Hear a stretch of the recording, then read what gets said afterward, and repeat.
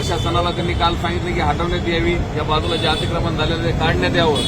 प्रशासनाने जर ईडीपी नाही केली तर 1.3 खाली ईडीपी हटवून तो खर्चातून आपण ईडीपी त्यांनी हटवण्याचं आश्वासन काल या ठिकाणी दिलेलं आहे.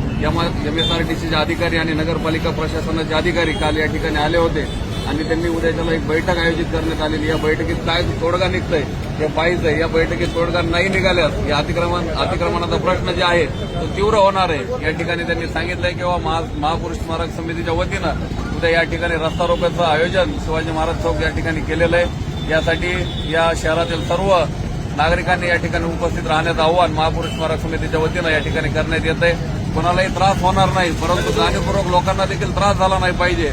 आणि महापुरुषाच्या बाबतीमध्ये उपोषण करण्याची वेळ जर येत असेल की सर्वांसाठी देखील लाजिरवाणी गोष्ट आहे.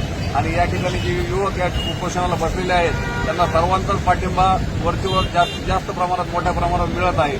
आणि याची दखल प्रशासनाने त्वरित घेऊन हे उपोषण स्थगित करून अतिक्रमणाचा प्रश्न लवकर मार्गी लावण्यासाठी प्रयत्न करायची विनंती करण्यात येत आहे.